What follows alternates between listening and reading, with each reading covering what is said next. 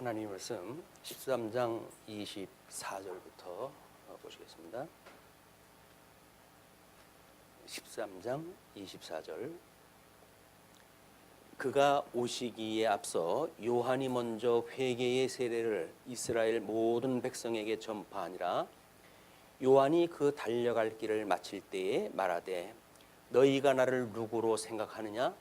나는 그리스도가 아니라 내 뒤에 오시는 이가 있으니 나는 그 발의 신발끈을 풀기도 감당하지 못하리라 하였으니, 형제들아, 아브라함의 후손과 너희 중 하나님을 경외하는 사람들아, 이 구원의 말씀을 우리에게 보내셨거늘 예루살렘에 사는 자들과 그들 관리들이 예수와 및 안식일마다 외우는 바 선지자들의 말을 알지 못하므로 예수를 정죄하여 선지자들의 말을 응하게 하였도다. 죽일 죄를 하나도 찾지 못하였으나 빌라도에게 죽여달라 하였으니 성경에 그를 가르쳐 기록한 말씀을 다 응하게 한 것이라. 후에 나무에서 내려다가 무덤에 두었으나 하나님이 죽은 자 가운데서 그를 살리신지라. 갈릴리로부터 예루살렘에 함께 올라간 사람들에게 여러 날 보이셨으니 그들이 이제 백성 앞에서 그의 증인이라. 우리도 조상들에게 주신 약속을 너희에게 전파하노니 곧 하나님이 예수를 일으키사 우리 자녀들에게 이 약속을 이루게 하셨다 하미라. 시편 둘째 편에 기록한 바와 같이 너는 내 아들이라 오늘 너를 낳았다 하셨고, 또 하나님께서 죽은 자 가운데서 그를 일으키사 다시 썩음을 당하지 않게 하실 것을 가르쳐 이르시되 내가 다윗의 거룩하고 미쁜 은사를 너희에게 주리라 하셨으며, 또 다른 시편에 일렀으되 주의 거룩한 자로 썩음을 당하지 않게 하시리라 하셨느니라. 다윗은 당시에 하나님의 뜻을 따라 섬기다가 잠들어 그 조상들과 함께 묻혀 썩음을 당하였으되 하나님께서 살리신 이는 썩음을 당하지 아니하였나니. 일단 37절까지 본문을 보았습니다. 우리는 지금 비스디아 안디옥에서 사도 바울이 전도하는 내용을 확인하다 해가고 있습니다. 두 번째 시간인데 지금 17절부터 23절까지를 보게 되면 사도 바울은 구약 성경의 내용들을 조근조근 설명을 갖다 해가기 시작을 합니다.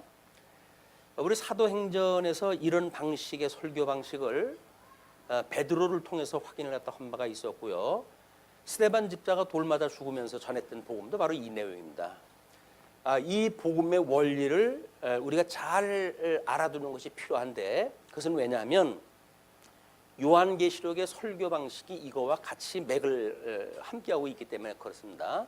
그냥 우리 그 성경 계시와 해석 그리고 결과라고 하는 도표를 주부에다 소개를 해드렸는데, 우리가 하나님이 만사를 언약대로 이루신다고 하는 성경 66권의 구도를 통해 가지고 그 하나님의 말씀을 깨닫게 되어진다고 한다면 우리는 성경관과 신관 그리고 그에 이르는 모든 세계관이 하나님의 그 진리의 말씀을 따라서 이루어진다고 하는 사실을 확인해 갈 수가 있습니다. 그것이 우리의 주님의 몸된 교회 생활이고 또 영적 예배를 드리는 모든 성도들의 신앙의 생활이기도 합니다.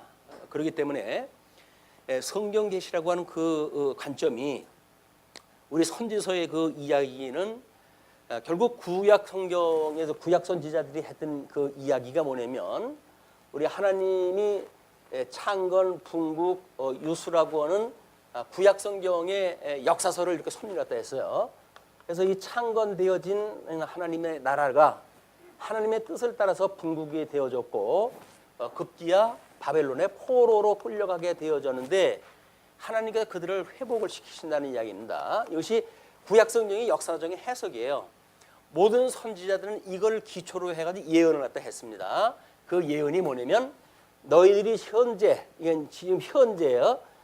현재 너희들이 망한 것은 그 이야기입니다. 너희들이 망한 것은 과거에 불순종으로 인해 가지고 그랬다는 겁니다. 이게 하나님 앞에 과거 지나간 그런 그 일을 통해 가지고 너희들이 하나님의 말씀을 불순종을 했다. 그게 하나님의 말씀을 불순종을 했기 때문에 이렇게 망한 건데, 그러나 이것이 너희들 자체로부터 나온 일이 아니라 하나님께서 이미 모세 오경을 통해 가지고 이것이 지금 언약이 되어져 있어요. 이 하나님의 나라가 언약 자손들에게 하나님이 하나님 나라를 창건할 때 이렇게 창건이 되어질 거야. 그러니까 너희들이 부름을 많이 이렇게 받고 뭐 들어갔을 적에는 장정의 숫자만 60만이 들어갔지만 결국 다 부름을 받은 사람들이 구원에 이르는 것이 아니라 남은 자, 이거 남은 자예요. 남은 자.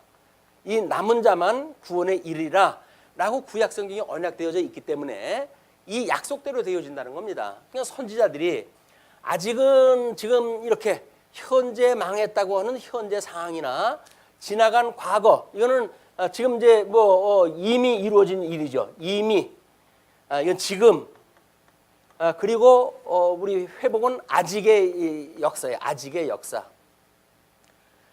그러니까 지금 이 이미 지금 아직이라고 하는 과거, 현재, 미래의 시제를 통틀어 가지고 한꺼번에 설명할 수 있는 방법은 하나님이 영원하신 말씀이기 때문에 이게 가능한 겁니다. 영원하신 하나님이기 때문에 모든 시간 세계가 이렇게 시간을 초월하시는 하나님에 대한 지금 계시의 역사란 말이에요. 그러니까는 사도 바울이 지금 현재 하나님의 말씀을 지금 증거를 하고 있죠. 이런 현재 말씀을 증거를 하면서도 너희들에게 과거에 성경 역사가 어떻게 말한 것을 너희들도 알고 있지. 그런데 현재 너희들이 지금 이렇게 예수를 그리스도로 믿지 않고 그를 십자가에 못 박아 죽였어. 그 이야기예요. 그러나 우리 사도 바울이 이야기했듯이 이제 이들한테는 하나님께서 언약 자손을 버리겠냐? 그렇지 않겠다는 이야기입니다. 그래서 너희들을 하나님이 이미 언약했던 백성들이기 때문에 이제 이 남은 자를 구원 얻으시 예수님이 오시고 구원의 역사도 모든 민족적 회개를 통해 가지고 민족적 회개를 통해 가지고 하나님께서 언약하셨던 이 12지파가 우리가 언약 자손이라고 이렇게 이야기를 했죠. 이 언약 자손. 이 언약 자손의 구원의 역사를 하나님이 쉬지 않으신다는 거예요. 근데 우리는 역사를 이해를 하면서 또는 성경을 보면서 과거에 대한 것을 여기에만 국한을 시켜가지고 해석을 한다든지 현재에만 속해가지고 해석을 한다든지 아직은 미래에만 속해가지고 해석을 하게 되면 전체를 볼 수가 없어요. 그리고 그 해석은 왜곡될 수밖에 없어요. 왜냐하면 그거는 그때 이미 지나간 이야기니까 지나간 이야기를 지금 하는 거죠. 그런데 지금 영원하신 하나님이 살아계시고 지금도 만사 만물을 대주제가 되시는 예수 그리스도 부활 승천하셔가지고 만사 만물을 통치하시는 만왕의 왕 되시는 그리스도께서 지금도 살아계시고 지금도 우리를 다스리신다는 거예요. 그걸 지나간 이야기 한 조각을 가지고 이야기가 될까요? 현재 어떤 아픔의 사건 한 가지만 가지고 이야기가 될까요? 아니면 아직이라고 하는 사건을 가지고 우리 소망이 되어질까요? 안 되는 거예요. 이는 어차피 우리 이런 아직이라고 하는 당차 이제 있어야 될 그 일이기 때문에 소망에 대한 일이에요. 임이라고 하는 건 하나님이 우리를 구원을 갖다 하셨던 사건이기 때문에 아마 어떻게 보게 되면 이건 우리가 믿음의 역사인지도 모르죠. 그래서 우리 그 사도 바울은 로마서에서 믿음이라고 하는 거는 구약 성경을 믿는 믿음으로 신약 성경을 믿는 믿음에 이르게 되어지는 거라고 이렇게 이야기했어요. 그러니까 복음에는 하나님의 의가 나타나서 그에게 복음에는 하나님의 의가 나타나서 그 복음이라고 하는 그 이야기는 성경 66권 전체를 이야기를 하는 거예요. 거기에서 의가 나타나 가지고 구약 성경에 예표적으로 보여줬던 모든 것들을 믿는 믿음이 있다고 한다면 예수 그리스도께서 오셔가지고 이루시는 이 모든 실체적인 섭리, 이 실체적 섭리에 대한 믿음의 너희가 이르게 하는 거야. 그 이야기예요. 모형적으로 보여주었던 하나님의 계시의 역사를 너희들이 믿는다고 한다면 예수님을 통해서 이루어진 실체적인 섭리를 너희들이 믿게 되어질 것이야. 그러므로 의인은 믿음으로 사는 거다. 이걸 이야기를 하는 거예요. 그냥 의인은 믿음으로 산다고 하는 걸 이야기를 해야 되는데 우리는 현재 지금 여기서 내가 믿음이 있다고 간주를 갖다 하면 어떻게 될까요? 그러면 우리는 내가 지금 믿고 살아간지를 알아요. 하나님의 말씀을 내가 믿는지를 알아요. 근데 그 믿는다고 하는 거는 사랑의 열매가 맺혀져야 되는데 사랑의 열매가 믿지 않으면서도 말씀으로 될 줄로 믿습니다라고 해도 믿어지는 게 아니란 말이에요. 예, 믿음, 소망, 사랑은 항상 있을 것인데 그중에 제일은 사랑이라고 하는 그것이 이건 현재 맺혀지는 열매이기 때문에 그러는 거예요. 우리가 과거에 우리 하나님의 그 역사 섭리를 믿는다고 한다면 나의 구세주를 믿는다고 한다면 우리는 영원한 하나님 나라의 소망을 가지고 살아가지요. 소망을 가지고 살아가는 사람들이 현재 지금에 대한 역사를 부정적으로 해석을 할 수가 있을까요? 지금 이런 원망을 하며 살아갈 수가 있을까요? 불만 불평을 하며 살아갈 수가 있을까요? 아닌 거예요. 사랑은 자기의 유익을 구하는 것도 아니고 또 뭐 이 어떤 자기를 자랑하는 것도 아니고 그냥 하나님의 그 열매로 인해서 진리와 함께 기뻐하는 것이 사랑이라고 그러는데 우리가 이 사랑을 한다고 한다면 범사에 감사할 수밖에 없죠. 아니 뭐 과거, 현재, 미래를 통틀어 가지고 우리를 사랑을 깨닫게 하셨는데 이 사랑의 열매가 맺는데 감사의 열매가 나오지 않는다는 건 거짓말이에요. 사랑의 그 은사를 하는 게 우리한테 주셨는데 과연 우리가 항상 기뻐하지 않을까요? 그렇다고 한다면 우리 믿음이 가짜인 거예요. 아니면 뭐 믿음이 어려가지고 뭐 때로 그럴 수도 있겠죠. 그러나 육신의 이 육체의 소욕과 성령의 소욕을 가지고 있는 성도로서 끊임없이 육체의 소욕에 따라 살아간다고 한다면 우리의 말씀을 들어가지고 거듭나고 중생한 우리 영혼이 어떻게 예수를 믿는지에 대한 걸 끊임없이 일용할 양식을 구해야죠. 그게 우리가 주기도로 설명이 되어진 거야. 우리 죽었던 영을 하나님께 살려주셔가지고 과거에는 이 죽었던 영인데 이 영을 주님께서 중생을 시키셨어요. 그리고 하나님의 아들로 이제 삼아주셨어요. 그리고 우리가 양자가 되어졌다고 이렇게 이야기를 하죠. 양자가 되어졌다. 근데 이 육체는 아직도 사망의 권세 아래 그런 그 소욕을 따라서 살아가기 좋은 옛 구습으로 젖어져 있는, 그래서 정말 싫다 나도 이렇게 회개하고 싶은 마음이 절로 나는 이런 것이 육체인데도 불구하고 아직도 이걸로 자랑을 하는 거예요. 이걸 가지고 이것이 뭐 마치 하나님께 이루어진 걸로 우리가 착각을 하는 거예요. 그러나 우리 성령의 소욕으로 우리가 끊임없이 살아가는 방법은 이 의가 되시는 하나님의 그 말씀, 일용할 말씀으로 인해 가지고 가능한 거기 때문에 우리는 이 말씀을 매일같이 구해야 되는 거예요. 우리는 성경 정보를 가지고 있으면 나름대로 뭐 이 믿음, 현재 가지고 있는 믿음이 나의 과거형이나 또는 현재 소유격으로 이것이 생각을 할 수 있을는지 몰라요. 근데 그렇지는 않습니다. 그 믿음에 그렇게 과하던 사람들이 왜 하루아침에 다 무너지고 말까요? 성령의 은혜가 아니면, 성령께서 우리를 붙들어 주시지 않으면 다 허당이에요, 허당. 우리가 뭘 어찌어찌 해가지고 하나님의 그런 지혜에 이룰 수 있으며 하나님의 은혜를 우리가 어떻게 이룰 수가 있습니까? 인간으로 말미암는 것이 아무것도 없어요. 이 인간으로 말미암는 것은 아무것도 없어요. 오직 하나님께서 주시는 하늘의 은사만이 우리들을 생명의 역사를 일어나게 하고 영원하신 하나님의 그 말씀에 매달려 살게 하지, 세상으로 만들어지는 일들 조건으로 해가지고 이루어지는 일 가지고 하나님의 나라가 이루어지는 것이 아니에요. 그래서 하나님의 나라는 먹고 마시는 데 있는 게 아닙니다. 신령한 하나님의 나라를 우리가 늘 끊임없이 소망한다는 이야기는 현재 예수님을 믿어가지고 구원을 받았다고 하는데도 불구하고 우리 지나간 한 주간을 돌이켜보건대 끊임없이 이것 때문에 우리가 고민을 갖다 했고 갈등이 있는 거지, 성령의 소욕에 이끌림을 받아 고민했던 시간은 아무것도 없어요. 여전히 이걸로 무엇을 먹을까, 무엇을 마실까, 무엇을 입을까, 이것이 우리들의 그냥 관심사예요. 그리고 여기서 뭘 가지면 다른 사람 앞에서 상대적으로 나를 자랑할 수가 있지, 폼 잡을 수가 있지, 여기서 다른 사람들 위에서 내가 군림할 수가 있지, 이런 걸 가지고 생각을 하니까 이게 고민인 거야. 그러니까 이것이 우리 삶의 모든 삶의 경쟁사에서 살아가는 인간들이 가지고 있는 고통입니다. 그러나 우리가 예수 그리스도 안에서 내가 이제 죽었다고 이렇게 이야기하다 하는데, 내가 예수 그리스도 안에 죽었다고 한다면 이제는 우리는 다만 내 안에 그리스도가 살아계신 거예요. 우리 우리가 죽었다고 고백을 했다 하면 육체의 소욕으로부터 끊임없이 주님 앞에 이걸 자유롭게 해줄 걸 우리가 구해야 되는데도 불구하고 우리는 입이 적어가지고 한이지. 입을 크게 벌리라고 그랬다고 기도 시간에 입을 크게 벌려가지고 아우성을 치면서 다 하려고 다고. 그래가지고 우리 기도하는 시간을 보게 되면 개구리 영이 와글와글 하는 것 같아요. 와글와글. 그 정결한 그런 그 짐승의 세계가 아니에요. 부정한 개구리의 세계. 개골 하게 되면은 산란기 되면 말도 못합니다. 연못가에서 사람들이 그렇게 기도를 하다 뭘 얘기를 할까요?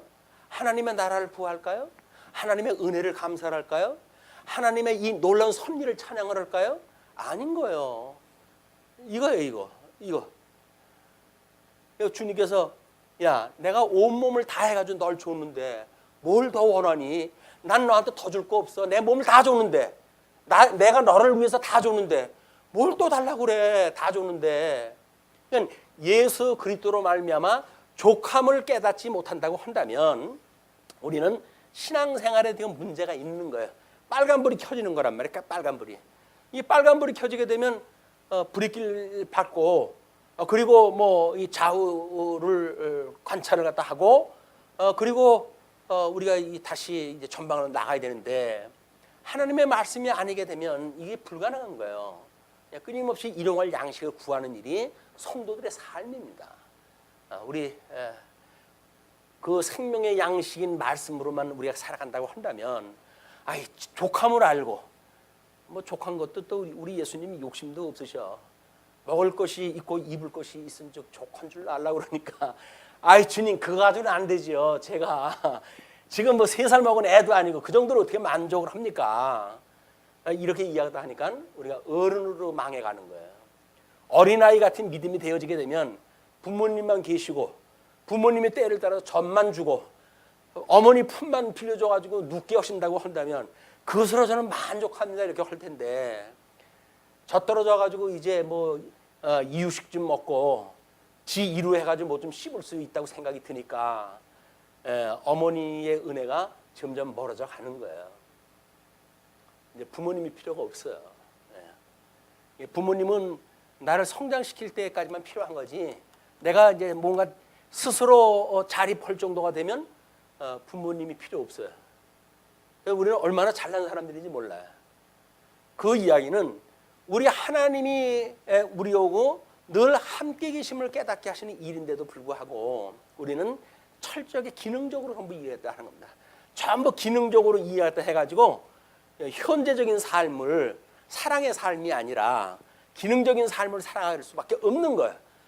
이것이 지금 우리 사도 바울이 복음을 증거하면서 있고 그 사람들 하나님을 그렇게 섬긴다고 했던 유대인들 그 회당에서 강론을 갖다 하는 전체 주제예요. 지금 그 스토리야. 그냥 성경 보면 내용 다 나와져 있죠. 그런데 그게 무슨 의미인데? 그게 좀 중요한 거 아니에요? 그게 어떤 의미가 있는 건데 말씀이라고 하는 게 뭔데? 이것이 우리한테 관심 있는 사람 말이에요. 이것이 아니고 그냥 역사의 내용 또는 성경이 말하고 있는 스토리 이거에만 빠져버리게 되면 이제 우리가 요한계시록을 사도행전 끝나고 이제 요한계시록 공부한다고 지금 끊임없이 광고를 하고 있어요. 그러니까 지금 해석의 원리가 어떻다고요? 이렇게 선지자들이 이렇게 해석을 갖다 했던 것처럼 사도행전의 해석도 이렇게 되어진다는 거예요. 요한계시록은 신약 성경의 끝자락이 아닙니다. 전 성경의 끝이에요. 결론이에요. 전 성경의 끝. 그것이 양용부장 투쟁 승리라고 하는 어떤 교회의 부분적인 그 역할이 아니라 저 창세기서부터 시작되어진 하나님의 모든 섭리에 대한 결론 부분이기 때문에 이건 창세기에 대한 성취의 사건이고 뿐만 아니라 모든 선지와 율법에 대한 완성이고 뿐만 아니라 예수 그를 통해서 이루어진 복음의 완성이고 또 주님의 몸된 교회를 통해서 보였던 선지서에 대한 모든 결론이에요. 전 성경의 결론이 요한계시록이기 때문에 성경 해석을 사도행전을 통해 가지고 사도들은 어떻게 해석을 했을까? 어떻게 강론을 했다 했을까? 이것이 요한계시록을 푸는 첫째 원리예요. 이건 해석의 원리가, 이 해석의 원리가 우리 사도행전의 해석의 원리처럼 다른 성경에서 그렇게 해석, 이게 설교를 할 수가 없잖아요. 뭐 그 주제에 맞춰서 이야기가 되어지기 때문에. 그러나 사도행전은 이 일련의 설교가 몇 가지가 들어가져 있어요. 근데 그 사도행전에서 취급되어지는 설교의 모든 내용들은 이런 식으로 되어져 있단 말이에요. 구약성경의 모든 것들을 다 차근차근 설명을 한 뒤에 현재 그런 너희들이 예수님을 십자가에 못 박아 죽였어. 그 예수님은 하나님께 살리셨는데 그분이 하나님의 아들이고 너희들이 그렇게 오매불망 기다렸던 메시아였어 라고 하는 걸 이야기를 하는 거예요. 그분으로 말미암아 너희들 이 미래에 이 소망이 있는 것이다. 이걸 이야기를 하는 거예요. 요한계시록에 지금 환난을 받고 있는 성도들에게도 저 소망이 없으면 다 부도예요. 뭘로 이 소망을 주겠어요? 이 성경적인 근거에 의해 가지고 구약성경에서 이렇게 됐을 때 이스라엘 백성들이 구원을 받을 만한 때에 회복이 됐어? 아니지. 전혀 불가능한 상태였었는데 하나님께 너희들을 강제로 불러내 가지고 하나님의 사랑으로 이 회복되어 준 거 알지? 봤지? 역사 속에서 확인되어졌다. 자, 이거대로 예수님이 오셔가지고 아담 이후에 모든 인류가 망했는데 주님께서 너희들을 살리셨어. 믿지? 구약 성경대로 된 거 믿지? 자, 예수님의 복음서 살아계셨을 때 하나님의 나라가 임하게 되어지게 되면 여기서 어떻게 되어진다고 하는 걸 다 약속을 했다고 하셨어. 그거대로 이루어지는 것이 지금 너희들의 삶이야. 믿어지지? 이렇게 반복, 거듭거듭 해가지고 이야기했는데도 안 믿어진다고? 그럼 나도 몰라. 그런 거예요. 내가 이렇게 거듭거듭 성경을 통해 가지고 이야기했는데도 불구하고 그래도 안 믿어진다고 한다면 난 모르겠어요. 그 이야기. 이제 그게 우리 요 13장 끝자락에 나오는 거예요. 어떻게 반응이 나오는지. 자, 일단은 그 24절서부터의 이야기는 구약 성경의 언약대로 구속 사역을 마치셨다라고 하는 그런 그 이야기였어요. 그러니까 그가 오시기 전에 요한이 먼저 회개의 세례를 이스라엘 모든 백성에게 전파를 했다고 그래요. 마지막 선지자입니다. 예수님이 오시기 전에 마지막 선지자. 이 마지막 선지자. 그래서 여자가 난 자 중에는 제일 큰 자라고 이렇게 이야기를 해요. 하나님의 나라에서는 제일 작은 자라고 이야기를 해요. 왜냐하면 예수 그리스도의 십자가 사건도 모르고 이 사람은 하나님 나라에 갔기 때문에 그래요. 그러나 여자가 낳은 건 누구예요? 구약 성경에 의해서 창출되어진 마지막 선지자. 이 선지자는 여자가 낳은 자 중엔 제일 큰 자다. 왜? 예수님은 그는 봤거든요. 그냥 세례받 줄 때까지 그때까지만 봤어요. 공생에 시작하기 전까지만 봤어요. 그리고 감옥소에 들어가가지고는 예수님의 공생의 생활을 어떻게 하는지 몰라봤어요. 그래가지고는 내가 본 게 이게 착각이냐 맞는 거냐라고 해서 제자들에게 보내죠. 야, 당신이 오실 메시아인지 좀 알아봐라. 그 제자들이 가가지고 물어보죠. 예수님이 뭐라 그래요? 지금 죽은 자들이 살아나고 안진뱅이가 일어나고 이런 거 지금 일어나고 있는 사실들을 가서 이야기했다 해주거라. 이렇게 이야기했다 해요. 그 이야기는 뭐예요? 구약 성경대로 예수님이 지금 그 사역을 하고 계시다는 거예요. 그걸 보여주면 아니 언약대로 이루어지는 사건을 현실 역사적으로 보여주는데 그래도 안 믿는 걸 어떻게 합니까? 할 수가 없어요. 이렇게 해가지고 이제 예수 그리스도를 믿게 하는데 그 세례 요한이 그렇게 설교를 했다 하기를 요한이 그 달려갈 길을 마칠 때 사도 바울이 아주 즐겨 쓰는 그 용법이에요. 달려갈 길.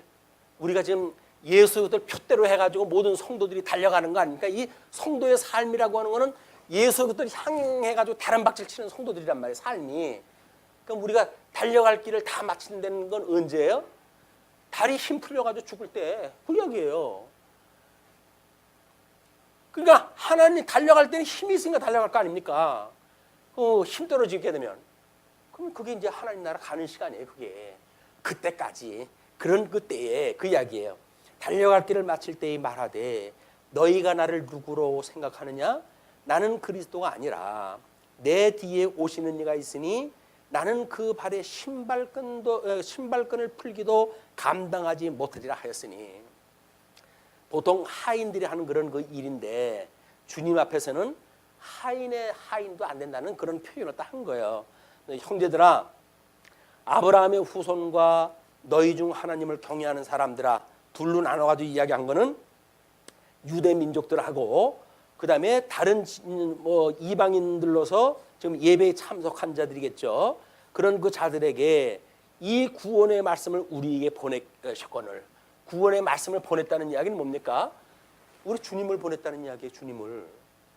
말씀이 어디서 하늘에서 아무개 야야야야야 해가지고 어떤 음성이 들리는 게 아니라 예수 그리스도 말씀이에요. 근데 이 말씀을 오해를 하게 되면 뭐 성경에 일어나는 일들이 자기한테 일어났다고 막장을 부르는 우리 뭐 이단 세력들, 그런 자들에 의해 가지고 말씀이 자기네 놀잇감으로 이걸 써먹고 마는 거예요. 하나님의 말씀은 그렇게 들리는 게 아닙니다. 성경에 계시되어져 있는 예수 그리스도를 믿어야지. 자기가 예수 그리스도라고 그러면서 무슨 말씀이라고 어떻게 믿겠어요, 그 사람들이. 이런 그 현재 일어나는 모든 이단 세력들의 문제는 이런 성경의 오해로부터 만들어지는 거예요. 계시관이 무엇인가? 이것이 성경 계시가 정말 믿음으로 믿음에 이르게 함으로 해서 그 믿는 성도들이 믿음으로 사는 거야라고 하는 이 해석에 의한 믿음으로 사는 것에 대한 이런 것을 몰랐을 때, 이렇게 설명이 안 될 때 이단으로 빠질 수밖에 없어요. 전부 기능적으로 해석을 해. 이거는 뭐 마이너스도 있고 여기서 플러스도 있는 것 같이는 보여요. 그러나 말씀 중앙을 넘어서는 것은 플러스라고 하더라도 플러스가 아니에요. 왜? 좌우로 치우치는 일이기 때문에 하나님의 말씀의 중심으로부터 뭔가 치우치는 일이래요. 하나님의 말씀에 우리가 칼날 위에 서 있는 것처럼 진리 위에 서 있어야 되는 거예요. 하나님의 말씀을 자의적으로 해석하는 일은 그냥 좌로나 우로나 치우치는 일이에요. 역설적으로 우리가 하나님 말씀 앞에 이렇게 제대로 살지 못했어요 라고 이야기하다 하는데, 아유 하나님 저는 이렇게 넘치도록 살았어요 라고 하는 사람이나 똑같은 거예요 이게. 왜? 우리는 하나님께서 붙들어 주신 은혜만큼 살아갑니다 라고 고백하는 사람들이거든요. 그거를 인간적인 어떤 발상을 통해 가지고 이렇게 플러스 마이너스 쪽으로 이야기하는 사람은 전부 좌우로 치우친 사람들이란 말이에요. 하나님께 주시는 믿음, 우리 하나님께 주시는 그 믿음이라고 믿는 사람들이 지금 이런 하나님의 말씀을 가지고 믿음으로 살아가는, 그래서 우리가 이 소망을 갖고 또 우리에게 주어졌던 그 믿음의 은혜를 끊임없이 역사를 일으키면서 사랑의 수고를 아끼지 않는 이런 우리의 영적 레벨로 이것이 드러난다.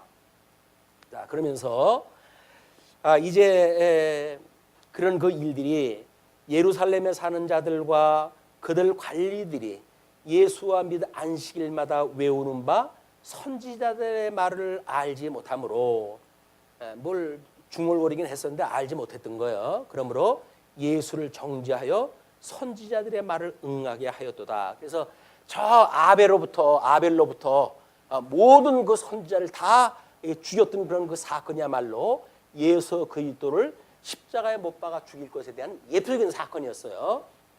자, 그렇게 응하였도다. 그러면서 죽일 죄를 하나도 찾지 못하였으나 빌라도에게 죽여달라 하였으니 성경의 글을 가리켜 기록한 말씀을 다 응하게 한 것이라. 후에 나무에서 내려다가 무덤에 두었으나 하나님이 죽은 자 가운데서 그를 살리신지라. 갈릴리로부터 예루살렘에 함께 올라간 사람들에게 여러 날 보이셨으니, 부활한 다음에 그런 그 역사예요. 갈릴리로부터 예루살렘에 올라간 많은 제자라고 하는 그 이야기는, 예수님이 부활했다고 하는 그 이야기는 시간과 공간과 형상을 초월하셨다는 이야기겠죠. 이거를 뭐 복음서에서 어디에서는 어디라고 이야기를 했고 어느 복음서에서는 어디라고 이야기했고 어느 복음서에는 어디라고 이야기했다 했는데 왜 성경마다 다 틀려? 이렇게 말하는 사람들은 말이 맞는 거예요, 틀리는 거예요?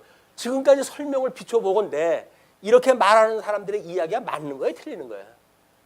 그러니까 기자가 자기가 봤던 걸 기록을 한 거예요. 왜?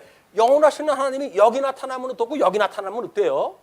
그걸 기록했다고 그러는데 왜 자기 상객대로 그걸 쓰질 않느냐고 그러니, 그 깡통 같은 머리에다 뭘 맞춰줘야 돼 이걸, 성경을. 이게 답답한 거예요. 하나님의 말씀이 영원하신 좀 하나님의 섭리를 했다 이야기를 하고 있는데 이 쥐머리 같은 그 머리를 가지고 자기 이성대로 이걸 설득을 시켜달라는 거예요. 말이 안 되는 겁니다. 그냥 하나님이 뭐 마태를 통해 가지고 기록을 했으면 그냥 거기에 드러난 거예요. 사도행전 누가를 통해 가지고 뭐 등장했다라면 그렇게 드러난 거예요. 그걸 왜 자기네들의 합리적인 생각에 맞춰달라고 그래요? 그래가지고 그걸 억지로 또 끼워 맞추다가 성경을 갖다 자기네들 마음대로 풀어버리네? 소용없어요. 그냥 하나님의 은혜를 따라가지고 우리는 해석이 돼야 되는 거예요. 물론 뭐 기본적인 큰 원칙이 있지만, 자 그러면서 이제 우리도 조상들에게 주신 약속을 너희에게 전파하노니, 우리라고 하는 거는 지금 전도를 하고 있는 일행들이죠. 조상들에게 주신 약속을 너희에게 전파하노니, 곧 그 약속의 내용이에요. 하나님이 예수를 일으키사 우리 자녀들에게 이 약속을 이루게 하셨다 함이라. 그러면서 이제 근거를 지시했다 합니다. 시편 2째 편에 기록한 바와 같이 너는 내 아들이라 오늘 너를 낳았다 하셨고, 또 하나님께서 죽은 자 가운데서 그를 일으키사 다시 썩음을 당하지 않게 하실 것을 가르쳐 이르시되, 내가 다윗의 거룩하고 미쁜 은사를 너에게 주리라 하셨으며, 또 다른 시편에 일렀으되 주의 거룩한 자로 썩음을 당하지 않게 하시리라 하셨느니라. 죽으심과 부활에 대한 모든 것들이 지금 구약에 언약되어진 성경대로 이루어졌다는 거지요. 그러면서 다윗은 당시에 하나님의 뜻을 따라 섬기다가 잠들어 그 조상들과 함께 묻혀 썩음을 당하였을 때, 예표적 시편 그 기자들은 예표적으로 이걸 기록을 했기 때문에 그 기자들은 이미 죽어버렸단 말이에요. 여기서 시간 세계 속에서 그들은 죽었고, 그 조상들과 함께 묻혀가지고 썩음을 당하였을 때 하나님께서 살리신 이는 썩음을 당하지 아니하였나니, 예수님은 썩지 아니하도록 하나님께 부활시켜 주셨다, 그 이야기예요. 그러니까 지금 이 시간과 공간과 형상이 초월되어진 상태가 부활의 상태예요. 부활의 몸을 입은 상태.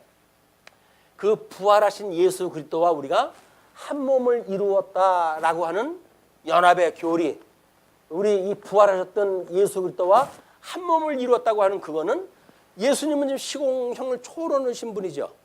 근데 우리가 그분하고 한 몸이 이루어졌단 말이에요.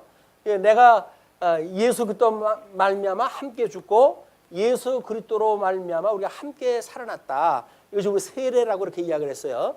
그럼 우리 세례 받은 우리들은 예수님과 연합되어졌다는 이야기는 뭡니까? 얘는 예수님과 내가 한 몸이라는 거야, 한 몸. 그러니까 예수 그리스도 한 몸이라고 하는 그 이야기는 주님의 몸된 교회를 이야기하는 거겠죠. 교회. 그렇기 때문에 주님의 몸된 교회는 그래서 중요한 거예요. 그리스도의 몸된 교회는 이거를 무슨 학교라는 운동, 뭐 어떤 그런 세속적인 표현을 통해 가지고 시도하려고 하는 그런 세력들이 있는데, 철저히 우리가 방을 갖다 해야 돼. 잘못되어진 생각이에요. 이 교회는 주님의 몸된 기둥과 터예요. 이걸 세속적인 무슨 학교, 교육기관 이런 걸로 말하는 건 맞지가 않습니다. 물론 교회 학교라고 하는 학교 기능이 있죠. 성경을 가르치고 하니까. 그렇다고 해서 그것이 곧 학교는 아닌 거예요. 교회는 교회예요. 교회를 다른 이름으로 해가지고 자꾸 해석을 하려고 하는 사람들이 있다고 한다면 경계하시기 바랍니다. 아무리 진리의 말씀이고 내 귀에 쏙쏙 들어오는 말씀만 전해주는 사람이라고 할지라도 그렇게 이야기를 한다고 한다면 조금은 거리를 갖다 둬봐야 돼요. 저 사람이 왜 저렇게 성경에 없는 이야기를 하지? 이렇게 봐야 되거든요. 근데 우리는 너무 우리 귀에 잘 들어오는 이야기를 해주니까 거기에 빠져들어가는 거예요. 그게 결국은 망하는 길로 가는 겁니다. 망하는 길로.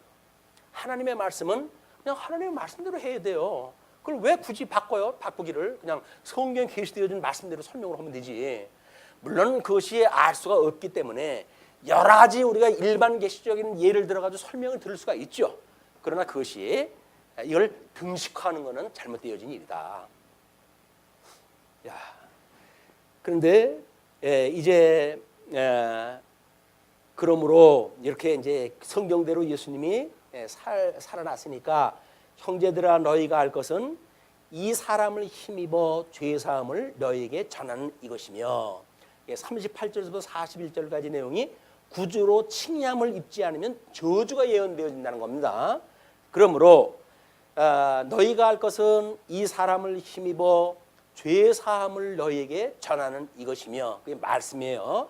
또 모세의 율법으로 너희가 의롭다 하심을 얻지 못하던 모든 일에도 이 사람을 힘입어 믿는 자마다 의롭다 하심을 얻는 이것이라.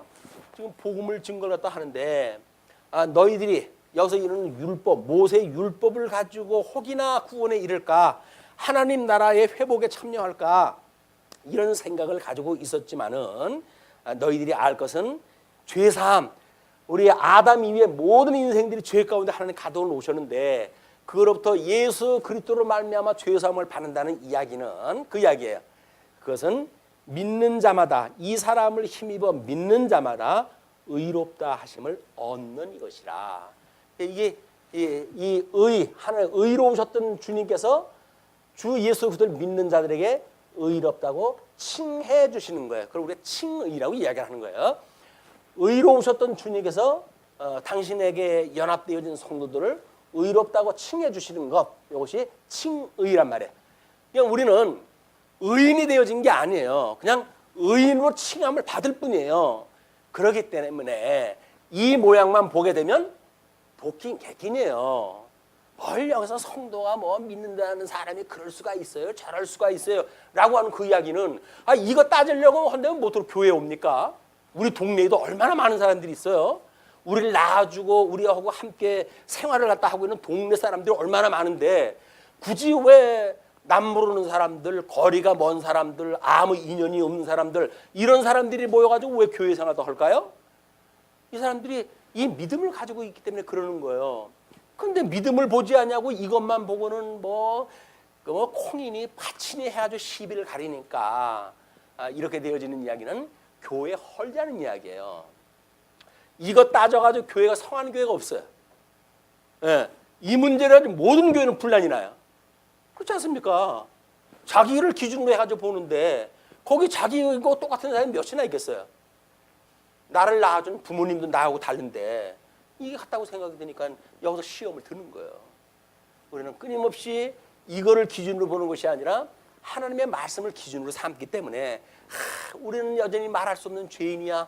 그럼에도 불구하고 우리 주님께서 우리를 살려주셔서 우리를 의롭다고 칭해 주실 뿐만 아니라 하나님의 아들로 삼아주셨으니 심히 그 은혜가 크도다 라고 찬송을 하고 감사할 일이지, 여기서 보고 무슨 뭐 코가 높으니 낮으니 눈이 찢어졌니 어쩌니 해가지고 그 외모를 보고 판단하면 그게 무슨 신앙생활이. 신앙생활은 우리는 잘못되어진 신앙생활을 하면서 이걸 몰라요. 모르니까 교회 생활이 재미가 없는 거예요. 왜? 뭐 누가 나 인정해 주는 것도 아니고 뭐 그런다고 해가지고 무슨 자랑하고 뭐 할 만한 그런 존재인데도 불구하고 다른 사람들이 몰라주는 것만큼 서운한 게 어디 있어요? 또 살다 보게 되면. 근데 여기서는 나를 위해서 사는 삶이 아니잖아요. 다 이분을 위해서 산다고 그랬잖아요. 우리가 주를 위해서 산다고 그랬죠. 그래서 이제는 우리는 주 안에서 우리는 다 죽었다고 이야기를 했고 내 안에 오직 주님만 살아있다고 고백하는 사람들이란 말이에요. 이런 믿음으로 살아가는 것이 성도들의 삶인데, 지금 유대인들한테 이런 설교를 갖다 하는 바울의 심정이야. 이 사람들이 복음을 몰랐으니까 얼마나 이런 절실한 그런 믿음이겠어요. 그러나 예수님이 오시고 2000년이 지났어요. 대한민국에 복음이 들어온 지 120년이 넘었어요. 그런데도 불구하고 아직도 복음이 뭔지를 몰라가지고 이걸 가지고 씨름하러 앉았으니 어떻게 하면 좋아요? 이건 고질병이 돼서 낫지도 않습니다. 이거에 천착하는 한 우리는 자유를 얻을 수가 없어요. 진리를 알지니 진리가 너를 자유롭게 한다 그러지 않았어요? 진리가 우리를 자유롭게 한다는 이야기는 뭐예요? 육신으로 제어될 수밖에 없는 이 허망한 세계 속에서 가지고 있는 우준한 생각의 모든 세계, 이런 걸로부터 진정한 이 진리를 깨달아서 우리는 자유를 하게 되어지는 거예요. 우준한 생각을 가지고 있는 그 상실한 마음대로 내어버려 두어가지고 아무것도 할 수 없는 그런 상실한 마음에 부끄러운 욕심을 따라가지고 어두운 마음에 우리를 갖다 버려둬가지고 이래서 정말 허망스러운 삶을 살던 우리들 아닙니까? 우리를 주님께서 예수님을 보내주셔가지고 의롭다고 칭해 주셨다는 그 이야기는 이거는 누구한테 그 주시는 게 아니에요. 그냥 아무리 부름을 받은 사람이 많았다고 할지라도 회복에 참여한 사람들은 숫자에 기록할 만큼이에요. 이게 그렇게 작은 숫자만이 회복이 되어진다. 그래서 우리들도 이런 복음의 진리를 가지고 우리가 하나님의 이 놀라운 좁은 문을 지나온 우리 성도들이구나, 이런 은혜의 감동을 가지고 우리 현실에 어떤 그 고통이 있다 할지라도, 현실적인 환란이 있다 할지라도 성경이 이야기하는 것처럼 온전히 기뻐할 일입니다. 왜? 주님께서 사랑하시는 분이 우리한테 주시는 환경이에요. 하나님이 우리를 사랑하시는데 사랑하시는 주님께서 우리한테 자리 펴준 거라니까요. 그게 원망스럽다고요? 그 자리를 펴주시는 주님이 원망스럽습니까? 그래서 예수님을 믿느니 세상 가가지고 배불리 먹고 살다가 그냥 가시렵니까? 아니잖아요.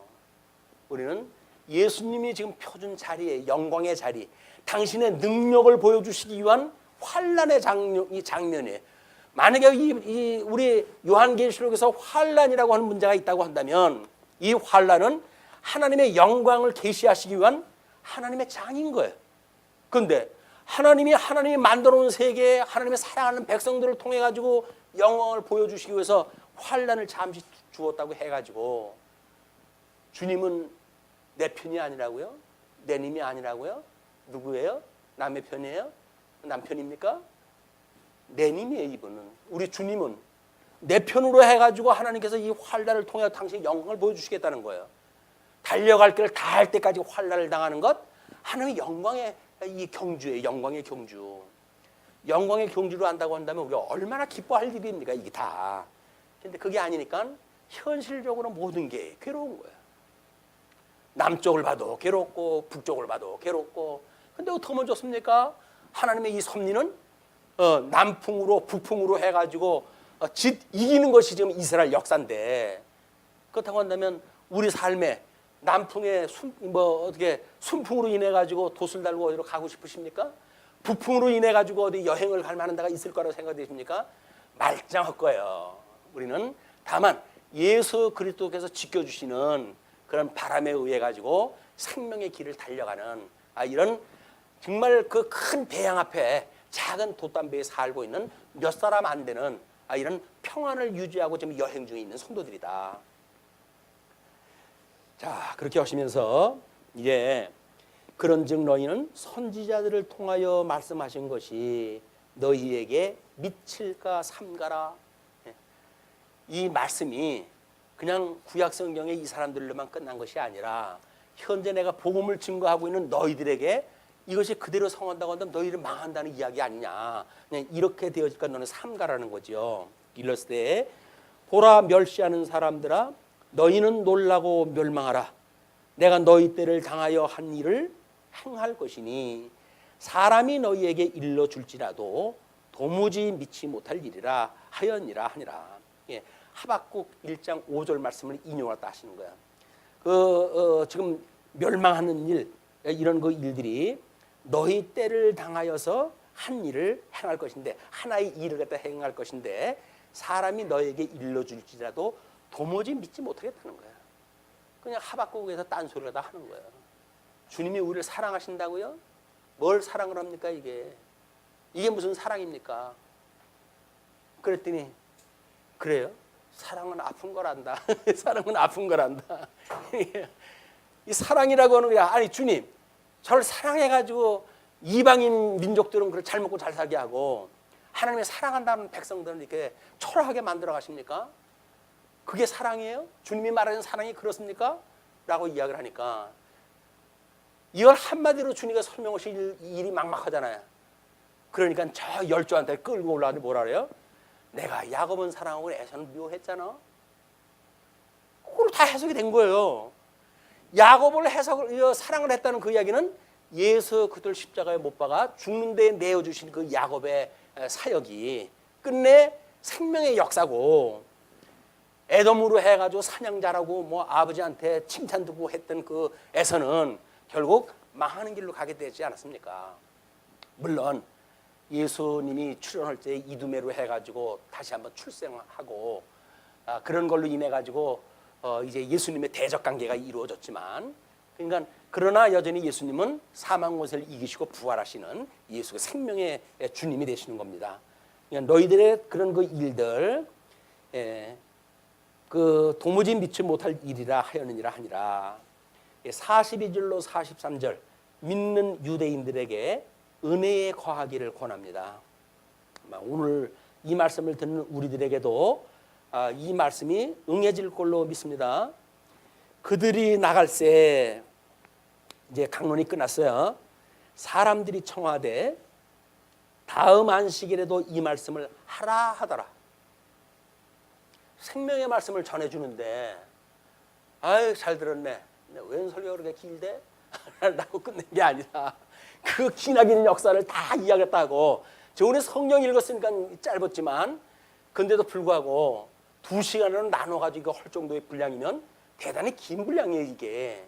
근데 바울이 이걸 이야기했다고 한다면 이건 1시간 이상짜리 설교를 따온 거예요 바울이. 그러다 했는데 그 설교를 또 하고 나갈새 사람들이 청하되 다음 안식에도 이 말씀을 하라 하더라. 얘기 다 했는데 무슨 얘기를 또 해요? 얘기 다 했는데 무슨 얘기를 또 해요? 더라는 이야기는 뭐예요? 아무리 들어도 좋겠어 이야기가. 내가 알고 있었던 구약의 역사가 그런 이야기였어? 그런 뜻이었어? 이거는 골백 번을 들어도 나한테는 좋은 이야기지. 듣고 또 듣고 듣고 또 듣고 그래도 나한테는 행복한 이야기야. 아이고 그거 뭐 내가 다 초등학교 때서도 공부한 거예요. 다 알고 있어요. 알고 있긴 지뿔 뭘 알고 있어. 알고 있어가지고 그렇게 예수님을 안 믿습니까? 근데 지금 그 성경 이야기를 하면서 이분이 우리를 위한 구세주로 오신 분이야 라고 이야기를 하는 건 뭐라 그래요? 다음 주 또 해주세요. 다음 주 또 해주세요. 그래서 우리는 할 수 없이 다음 주에도 결국 예수 그리스도 이야기 할 거예요. 똑같은 이야기 해서 할 거예요. 그냥 구약 역사 이야기하고 예수님 이야기하고 신약교회 이야기하고 다 그 얘기예요. 그냥 그 얘기. 근데도 아무리 들어도 질리지가 않잖아요. 아니 우리를 사랑하시는 주님의 메시지인데, 아유 이거 뭐 몇 번 봤더니 식상하네. 사랑하는 사람이 식상됩니까? 그건 사랑하지 않는 거예요. 만약에 사랑한다고 한다면 아무리 환경이 달라진다고 할지라도 보고 싶은 얼굴들이죠. 그 사랑하는 사람들이. 환경 바뀌었다고 해서 눈 흘기고 그렇다고 한다면 사랑하는 관계가 아닌 거예요. 아무리 예수님이 내가 너희를 사랑한 것처럼 너희도 사랑하라 라고 명령을 했다고 하더라도 주님의 몸된 교회에 사랑의 관계가 없었다고 한다면 우리는 사랑을 모르는 사람들이에요. 사랑을 모르는 사람이 주님의 그 사랑을 믿는다고요? 주님의 사랑을 믿는 사람이 흉내라도 내려고 그러지. 주님의 사랑을 믿는다 그러면서 어떻게 그렇게 우정 그걸 갖다가 거슬리려고 그럽니까 우리가. 그 이야기는 주님 사랑을 모르는 거야. 주님을 믿지 않는 거야. 그러니까 딴 세상에 우리가 살고 있죠. 주님이 우리를 사랑하시라고 그럽니다. 그 이야기는 사랑하라 하신 분께서 사랑하게 하시는 주님의 몸이기 때문에 그러는 거예요. 온전케 하시는 분이기 때문에 우리한테 허라는 거예요. 아무 능력도 없이 허라고 그러는 거 아니에요. 이 교회를 사랑한다고 이야기는 주님이 머리가 돼가지고 온전케 하시는 주님이기 때문에 내가 너희를 온전케 할 거야. 그냥 사랑해 그 이야기예요. 그 이야기는 뭐예요? 사랑하라고 하는 이야기를 믿어. 그 이야기예요. 믿음의 역사를 내가 일어나게 할게. 그 이야기예요. 근데 우리는 사랑을 내가 어떻게 합니까? 내가 뭐 가족도 사랑을 못하는데 뭐 교회 식구들을 갖다 뭘 사랑을 갖다 합니까? 이런 생각이 드십니까? 그렇다고 한다면 우리는 하나님의 말씀을 다시 또 한번 또 배워야 돼. 또 배워야 돼. 하긴 뭐 죽을 때까지 배울 거니까 지금 뭐 열매가 안 나면 어때요? 내일 또 들어가지고 열매가 생길 수도 있으니까 뭐 걱정할 건 없어요. 제가 강론하는 계속 이 말씀을 드릴 거니까 진리대로 이 말씀 드릴 거예요. 예수님이 우리를 사랑하셨대요. 하나님이 우리를 사랑하셨대요. 예수 그리스도가 우리를 은혜로 구속을 하다 하셨대요. 죄 사함을 갖다 잊게 하셨대요. 그것이 은혜의 섭리입니다. 우리가 그 안에 사는 행복한 성구입니다. 이 이야기를 끝없이 할 거니까. 자, 그러면서 이제 43절에 회당의 모임이 끝난 후에 유대인과 유대교에 입교한 경건한 사람들이 많이 바울과 바나바를 따르니 두 사도가 더불어 말하고 항상 하나님의 은혜 가운데 있으라 권하니라.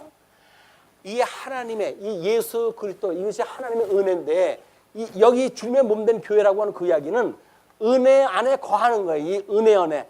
이 은혜라고 하는 그 이야기가 소유격으로 할 수 있을 만한 어떤 실질적인 물건인가요? 이게 물질 명사인가요? 아닌 거예요. 은혜 안에 거라는 이야기는 주님이 붙들고 계신 그런 은혜 가운데 있어라. 믿음을 가지고 있는 채 살아라. 그런 그 이야기예요. 근데 우리가 마치 믿음을 가지고 있는 것처럼 생각이 드니까 지금 살아가는 걸 믿음으로 살아간다고 이해를 하는 거예요. 근데 그렇지 않습니다.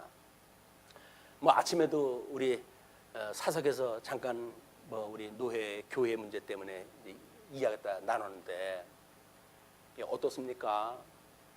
뭘 어때요? 말씀 귀한지를 모르는 사람들한테 무슨 별일이 생기겠어요? 말씀을 전하는 자에 대한 거를 제대로 이해하지를 못하게 되면 여기 걸로 논하게 되죠. 이걸로. 그러니까 시비거리가 걸리게 되고 그러니까 문제가 삼게 되고 그리고 내쫓게 되어지고 그렇게 되어지니까 전하는 사람이 중간에 없어져 버리고 말씀을 전해줄 사람을 보냈더니 그 사람 성이 안 찹니다. 우리 귀가 그래도 9단인데 그 사람 가지고는 안 되겠어요. 9단 좋아하네. 9단처럼 고수가 그렇게 여기에 뭐 연조를 따지고 그런다고요? 아닌 거예요. 고수라고 한다면 말씀의 고수라고 한다면 어린아이가 전해도 그러다 들을 수가 있는 귀가 있어야지 고수지. 무슨 고수는 자칭 고수예요. 자칭 고수. 그러는 인터넷으로 공부를 했다 한대요. 성도들이 남아 있습니까? 다 해줘가지고 다 이리 빠지고 저리 빠지고. 아니 뭐 그래도 건물이 있겠다. 뭐 연부 안 해도 되겠다. 아이고 뭐 어떠냐. 그냥 우리끼리 하면서 살면 되지. 그게 무슨 교회예요? 연부 안 하는 게 교회입니까? 그러면서도 자기가 성도라는 거야. 이 답답한 문제를 어떻게 해결합니까? 하나님께서 이 은혜 가운데 붙들려 살 수 있도록 하시지 않은 한 해결할 방법이 없어요. 우리 온 노회가 지금 뭐 목사님들이 그 교회를 위해 기도를 다 하는데 말씀을 들어야 될 거 아니에요. 말씀을 안 들어요. 어떤 말씀 들어요? 자기네들하고 상관없는 이야기, 상관없는 강론을 갖다 들으니까 자기네 교회는 전혀 상관없는 강론이 인터넷에서 들을 거 아니겠어요? 현재 자기네들의 문제를 전혀 볼 수가 없는 거예요. 그래 놓고는 과거에 이런 쪽에는 소시적에는 좋았는데 이렇게 아주 이쪽에 머물러져 버리니까 현재가 없는 이런 아픔의 생활을 다 하는 거야. 근데 사실 아픔도 아픔인지 몰라요. 아픔인지를 알면 그렇게 절실하지 않을 수가 없죠. 아픔인지를 모르니까 그냥 여기서 뭐 연부 안 해도 좋다. 우리끼리 그냥 모이자. 뭐 이렇게 아주 몇몇이 모여가지고 산다고 그러니까. 이것이 교회라고 하는 걸 학교로 만든다고 하는 그런 때로부터 세속화되어진 이런 현실 교회의 아픔입니다. 주님의 몸된 교회가 이 찢어지고 갈라지고 이 어떤 환란에 처한다는 이야기는 이건 그냥 넘길 일이 아니에요. 여러분 뭐 예사롭게 여기잖아요. 예사롭게 여기잖아요. 우리도 그런 경험 있잖아요. 뭐 별거예요. 만만한 사람끼리 모이면 되지. 왜 아닙니까? 그러나 주님의 몸된 교회의 아픔을 감지할 수가 없다는 이야기는 뭐예요? 공감이 없다는 이야기예요. 공감 없는 사람이 그리스도의 사랑을 공감하고 있다고요? 아니에요. 안타까워요. 그런 게 안타까워. 그리고 뭐 현실적으로 그게 옳다 뭐 이런 걸로 해가지고 자기를 정당화하는데 그 정당화가 무슨 소용이 있어요? 주님 앞에 정당화가 아니라 사람 앞에 정당화가 무슨 소용이 있어요? 하나님 앞에 정당화가 돼야 되는데 그럼 범사의 그분 앞에 우리가 순종을 해야 될 거 아닙니까? 근데 자기의 마음에 맞지 않는다고 해가지고 이렇게 하고 저렇게 하고 했다고 한다면 그거는 하나님의 은혜 안에 거하는 게 아니에요. 안타까운 역사다. 자, 이렇게 했을 때 많은 사람들이 이제 그를 은혜 가운데 있으라고 권하게 되어지는데 44절로 52절에 유대인들은 시기하고 작정된 이방인은 믿게 되어지는 역사가 일어나요. 이제 이런 믿음의 역사로 해가지고 뭐 우리 구약 성경의 원리를 보게 되면 마음을 다하고 뜻을 다하여 돌아오는 자는 너희는 나의 백성이 되어지고 나는 너희 하나님이 될 것이야 라고 이미 모세 오경에 약속되어진 일이기 때문에 여기 참여하는 사람들은 이미 마음을 다하고 뜻을 다하여 우리 주님 앞에 순종할 수밖에 없어요. 예수님이 그래서 죽기까지 충성을 하신 거예요. 죽는 데까지 충성하신 것이 뭐예요? 마음을 다하고 뜻을 다하고 목숨을 다해가지고 이분이 십자가에 못 박아 죽으셨다니까요. 우리가 그렇게 살라는 거 아니잖아요. 그냥 우리는 그런 주님을 믿으라는데, 주님이 그렇게 했다는 사실을 믿으라는데, 사실 믿음이 더 어려워요. 육신으로 해가지고 뭐 하라고 그러면 뭐 꿈지럭거려서 뭐 하는 것 같잖아요. 근데 믿음을 가지라고 하는 그 이야기는 이게 보이는 게 아닌데, 실체가 없는 건데 믿는 건지 안 믿는 건지 알 수가 있어야죠. 주님의 마음, 이 몸된 교회 성도의 교제가 그래서 아름다운 겁니다. 그건 교제를 통해 가지고 예수 그리스도의 그 주님의 몸된 교회에 환난에 동참하고 있는 성도들의 공감, 그 공감이 뭐예요? 예수의 죽으심에 대한 이해예요. 복음에 대한 이해예요. 그것이 지금 말씀이라고 하는 문제이기 때문에. 그래서 그 다음 안식일에는 온 시민이 거의 다 하나님의 말씀을 듣고자 하여 모이니, 이제 온 시민이라고 그랬잖아요. 그랬더니 이걸 해석하는 어떤 주석가가 이렇게 써놨어요. 시민이 다 모일 만한 회당이 있을 것 같지는 않고 아마 누가가 뻥을 친 것 같다.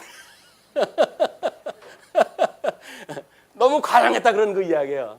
그 뭐 문자로 보면 그럴 수가 있어요. 그런데 지금 안식일에 온 시민이라고 하는 그 온 시민이 지금 하나님의 말씀을 들을 만한 시민인지 또는 어떤 시민인지 그런 거는 구분이 안 된 거 아니에요. 그냥 인구 숫자에 들어간 사람들이 다 모였다는 이야기는 아니잖아요. 근데 자주 그 주석가는 그렇게 추석을 하다 했더라고요. 이거는 과장된 표현이다. 그렇게 보는 사람은 그렇게 보라고 그러고, 우리는 우리 시대로 볼 수밖에 없잖아요. 성령의 감동을 주신 대로.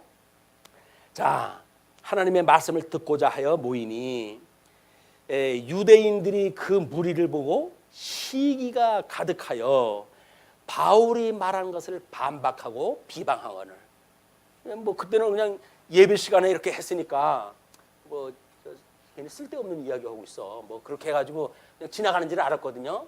아 근데 이거 안식일이 끝나고 나니까 웬걸 사람들이 입소문으로 해가지고 많은 사람들이 몰려드네요. 라고 하니까는 유대인들이 얼마나 또 시기심이 강한 사람입니까? 자기네들이 이런 아주 선민 사상으로 해서 똘똘 뭉쳐져 있는 이런 사람들 아니에요. 정치원에도 마찬가지예요. 선민의식을 가지고 있는 사람들 주의해야 돼요. 뭐 누구 통일했는 둥, 뭐 누구 쪽이랬는 둥 이런 사람들 조심해야 돼요. 전부. 자기가 그 사람이 아닌데 뭘 그쪽에 있다고 해가지고 다 합니까? 자기를 내세워가지고 뭘 갖다 이야기했다 해야지. 누구 쪽에 있기 때문에 뭐 어쩌고 저쩌고 하는 거는 다 부도예요. 그거. 근데 지금 그렇게 하니까 시기가 났어요. 반박하고 비방했다 하거늘.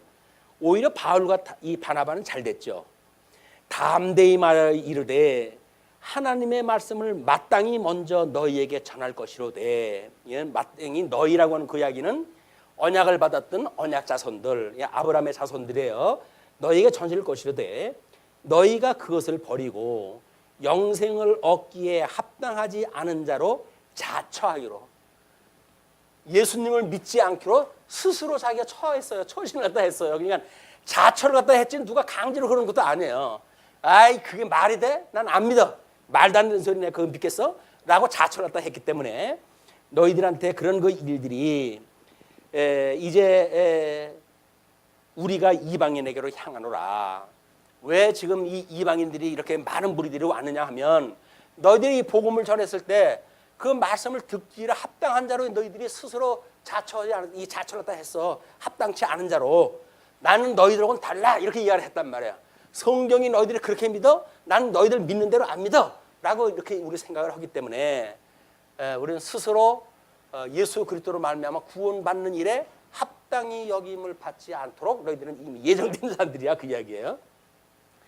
자, 그렇기 때문에 우리가 이방인에게로 향하노라. 주께서 이같이 우리에게 명하시되 내가 너를 이방의 빛으로 삼아 너로 땅끝까지 구원하게 하리라 하셨느니라 하니. 이사야서 49장 6절 말씀을 인용하다 했어요. 자, 우리 요한이 또 한 번 그 환상을 갖다 보는데 천사가 작은 그 책을 가지고 있어요. 그러면서 이걸 갖다 먹으라고 그래. 근데 이것이 입에서는 달지만 네가 이 속에 들어가면 이게 쓰리라라고 이야기하다 하거든요. 이것이 천도된 말씀이 못 가요. 이게 땅 끝까지 전해져야 될 복음인 거예요. 예, 이것이 그 유대인들은 지금 사도 바울은 유대인을 향해서 출발을 하지만 사도 바울이 그 로마서에서 하는 편지를 보게 되면 창감남나무와 돌감남나무의 예를 들어요. 그러면서 하나님이 돌감남나무인 너희들도 구원하다 했는데 창감남나무인 유대인들을 그렇게 버리시겠니? 그렇지 않다는 거야. 끝내 그들이 다 민족적 회개를 했다 하고 돌아올 수밖에 없기 때문에 이들이 수없이 반대를 했다고 하잖아요. 지금까지도 반대를 하잖아요. 사명감을 가지고 반대를 하잖아요. 이를 악물고 반대를 하잖아요. 그럼에도 불구하고 거기다 얼마나 속이 아프겠어요. 아무리 전해도 듣지 않는 돌덩어리에다 복음 전하는 것 같으니 그럼에도 불구하고 민족적 회개가 하나님께서 이루신다는 거예요. 그것이 천사가 가지고 있는 책임입니다. 이 아무개 씨는 그게 또 뭐 자기가 풀은 색이라고 그래가지고 그렇게 이야기도 하는데 이방인들이 듣고 기뻐하여 하나님의 말씀을 찬송하며 영생을 주시기로 작정된다는 다 믿더라. 영생을 주기로 작정된 자 이미 창세전서부터 그리스도 안에서 선택하기로 예정되어진 자들이 있어요. 이런 자들은 하나님께서 다 믿도록 하나님의 섭리가 하신다 그 이야기예요. 그리고 주의 말씀이 그 지방에 두루 퍼지니라. 이에 유대인들이 경건한 귀부인들과 그 신의 유력자들을 선동하여 바울과 바나바를 박해하게 하여 그 지역에서 쫓아내니 두 사람이 그들을 향하여 발에 티끌을 떨어버리고 이고니온으로 가거늘. 이것이 유대인들한테는 이방인 지역에 있다가 유대인 지역으로 넘을 때 발에 먼지를 털어요. 이방인의 불결한 걸 털어버리겠다 이제 그런 그 뜻으로 터는데 이제는 유대인들 지역에서 이방인 지역으로 가는데 발에 티끌을 털고 넘어가요. 유대인들의 믿지 않는 이런 불신의 세계로부터 믿기로 작정된 자들이 있는 이방인을 향해서 간다는 이야기죠. 제자들은 기쁨과 성령이 충만하니라. 오늘 이 강론을 듣는 모든 성도님들한테 기쁨과 성령이 충만하시기를 빕니다. 기도하시죠.